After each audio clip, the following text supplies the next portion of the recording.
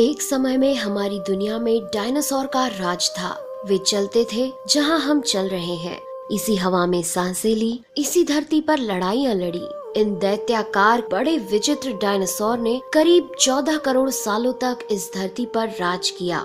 इन dinosaur की कई हजार प्रजातियां थी। इनमें से कुछ शाकाहारी थे, कुछ मांसाहारी, तो कुछ डायनासोर बहुत ही शांत स्वभाव के थे।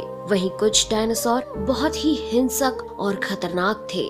ये उस समय के सबसे सफल जीव थे। लेकिन फिर अचानक ऐसा क्या हुआ? आखिर वह कौन सी घटना थी जिसने इनका नामो निशान ही मिटा दिया?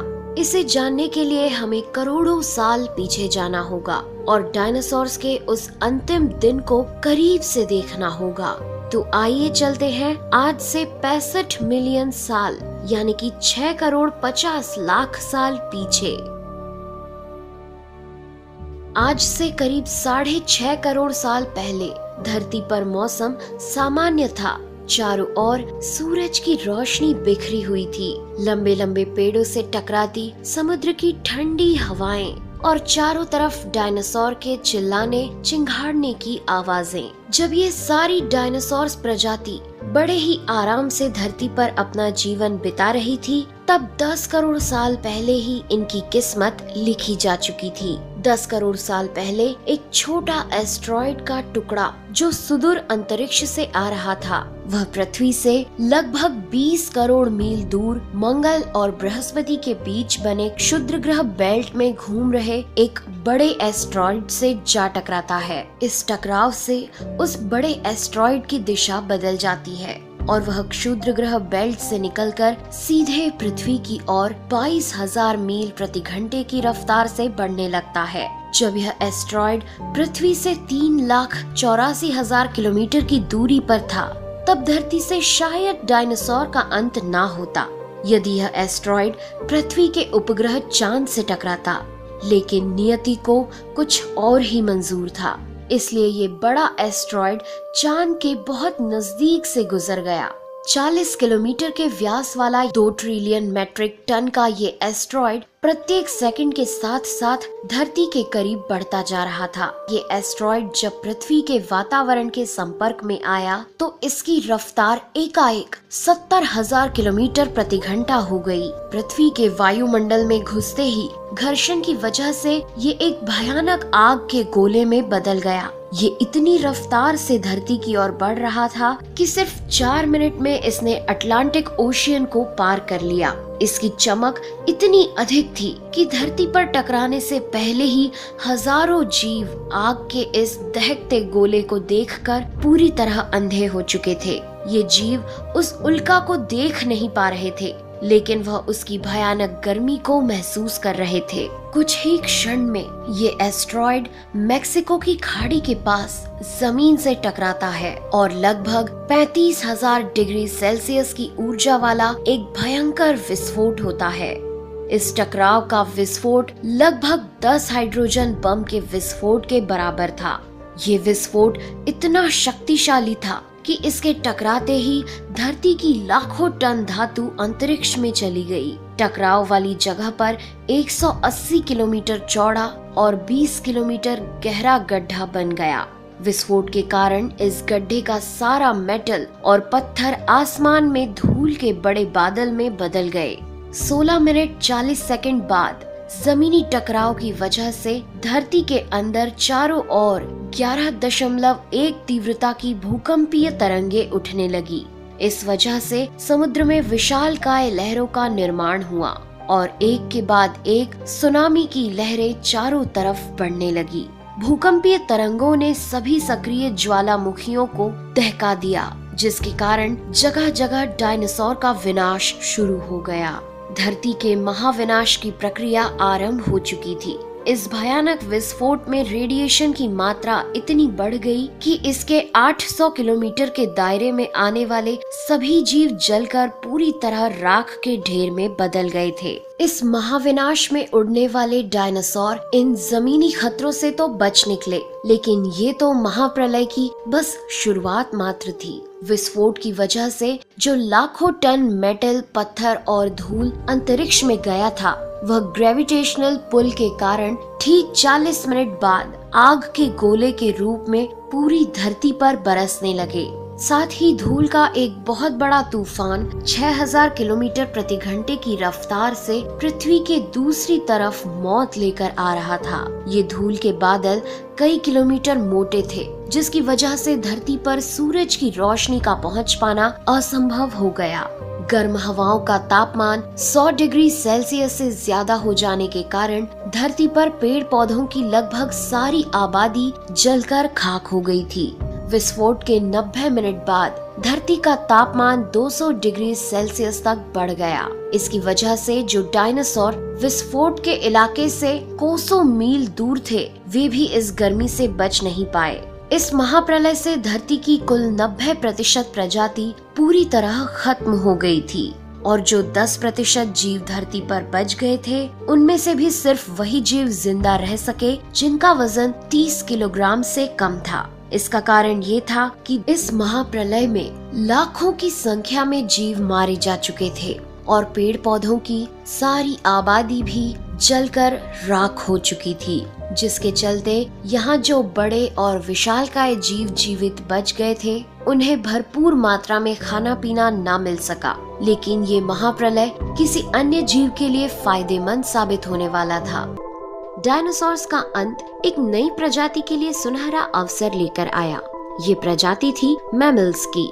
मैमल्स यानी स्तनधारी जीव। इन्होंने खुद को इस महाविनाश से बचा लिया था। अत्यंत गर्मी से बचने के लिए ये जमीन के अंदर रहने लगे थे और जिंदा रहने के लिए इन्होंने सब कुछ खाना शुरू कर दिया। इतने बड़े महाप्रलय के गुजरने के बाद धरती फिर से सामान्य हो गई थी। सतह पर फिर से नए पेड़ पौधे उगने लगे थे और धरती पर जो 5% जीव बच गए थे, उनमें एडाप्टिव रेडिएशन की प्रक्रिया से बहुत सारी नई प्रजातियां जन्म लेने लगी। इयोसीन इपोक में 5.5 करोड़ साल पहले बंदर जैसी प्रजातियां आई। इनकी आंखें सर में आगे की तरफ थी। इसी काल में प्राइमेट्स के सर के अंदर एक महत्वपूर्ण इवोल्यूशन हुआ। इनकी स्पाइनल कॉर्ड को मस्तिष्क से जोड़ने वाला छेद, जिसे फोरमेन मैग्नम कहते हैं, वह स्कल के पिछले हिस्से के बेस से सेंटर की तरफ शिफ्ट होने लगा। यानी कि अब जो प्रजाति आई, वह सीधे खड़े होकर चलने में सक्षम थी। आज से 4.7 करोड़ साल पहले धरती के वातावरण में लगातार बदलाव होने शुरू हुए। धरती के टेक्टोनिक प्लेट्स में हलचल हुई, जो धरती के 2 बड़े महाद्वीपों को एक दूसरे के पास ले गई। ये वही भूभाग है जहां आज हम भारतीय रहते हैं। ये है इंडिया, जो एशिया महाद्वीप की ओर तेजी से बढ़ रहा था। इन दोनों महाद्वीप के आपस में टकराने की वजह से हिमालय जैसी पर्वतमालाएं खड़ी होने लगी।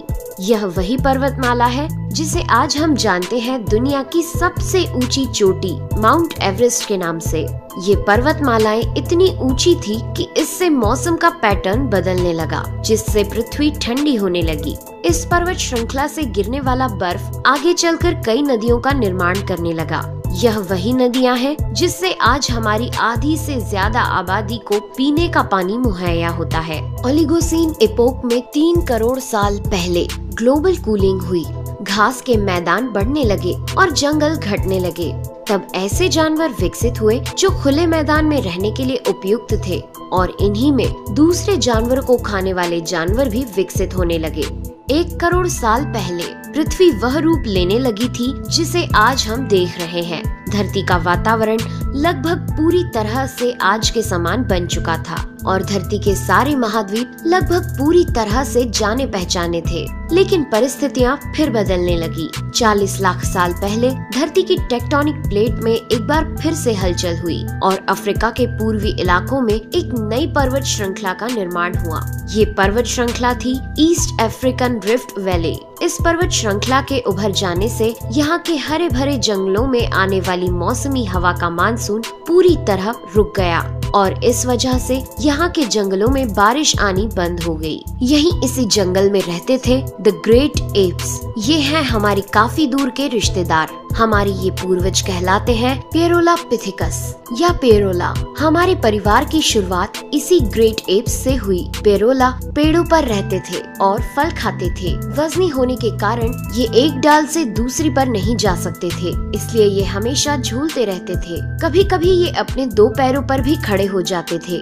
ये चल सकते थे। आम धारणा के उलट सीधे चलने की क्षमता जमीन पर नहीं बल्कि टहनियों पर विकसित हुई। बाइपेडलिज्म यानी 2 पैरों पर चलना इंसानों की नहीं बल्कि एप्स की खोज थी। आगे चलकर ये ग्रेट एप्स जलवायु और जगह के अनुसार बदल गए। कुछ चिंपैंजी और गोरिल्ला में विकसित हुए, कुछ इंसानों में विकसित होने शुरू हुए। वो पूरे अफ्रीका में फैले हुए थे। बारिश के बंद हो जाने से यहाँ के जंगल सूख गए, जिसका सबसे ज्यादा असर इन एप्स पर पड़ा। जंगल सूख जाने से इन एप्स के लिए खाने की समस्या उत्पन्न हो गई और इसीलिए अब ये पेड़ों से उतरकर खाने की तलाश में जमीन पर अपने कदम रखने लगे।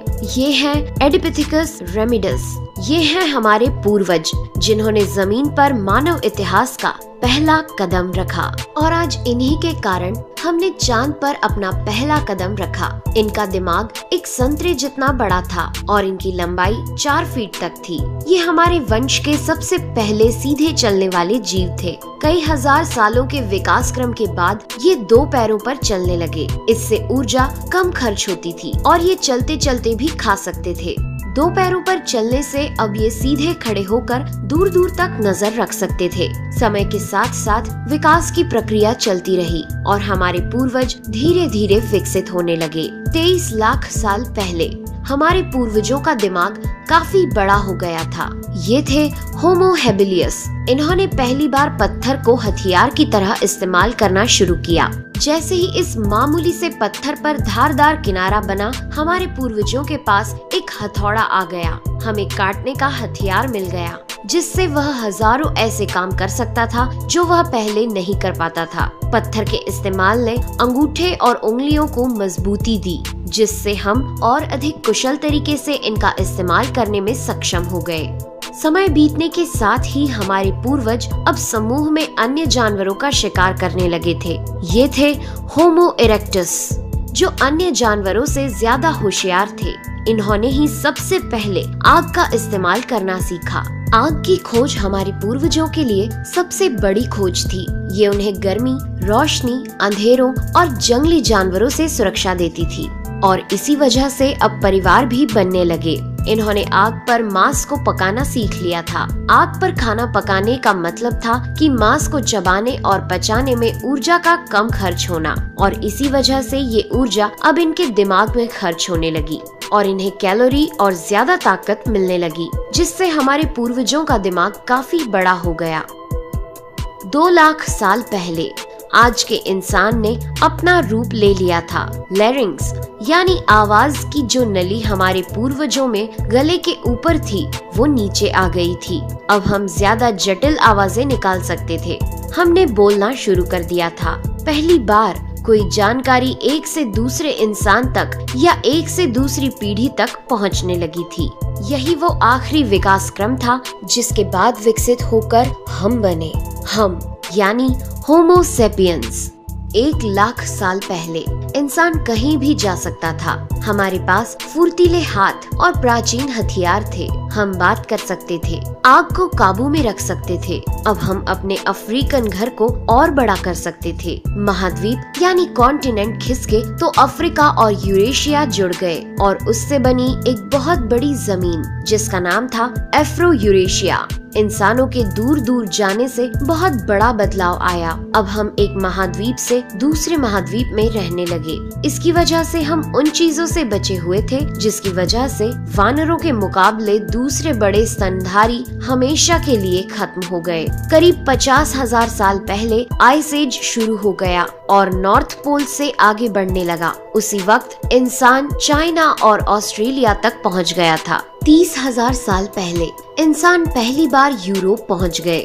जब बर्फ अपने चरम पर थी तब इंसान अपनी खोज में नॉर्थ ईस्ट साइबेरिया के बर्फीली टंडा तक पहुंच गया। आइस एज के इतने कठिन दौर में भी इंसान हर उस हुनर का विकास कर रहा था जिससे कि वो सच्चे मायनों में इंसान बन सके।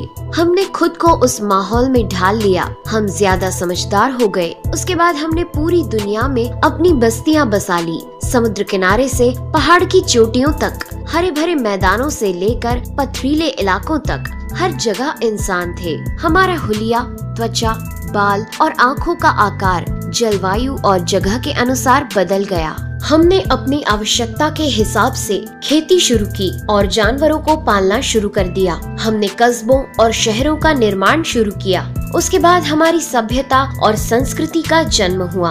हमने विज्ञान और गणित का इस्तेमाल शुरू किया जिससे हमें भविष्य में जाने के लिए ऊर्जा और तकनीक मिली।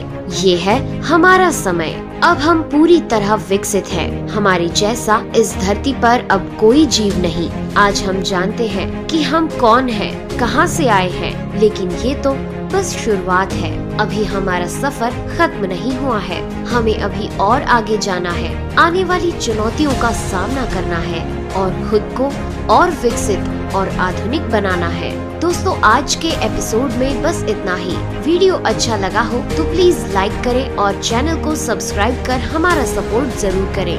यदि आप नए हैं तो इस चैनल पर हमारे बाकी वीडियोस भी विजिट जरूर करें। साथ ही सब्सक्राइब कर नोटिफिकेशन बेल को भी ऑन कर लें। मैं हूं आपकी दोस्त नेहा आगरकर। फिर से मिलेंगे एक नए एपिसोड में। तब तक के लिए दीजिए इजाजत। नमस्कार।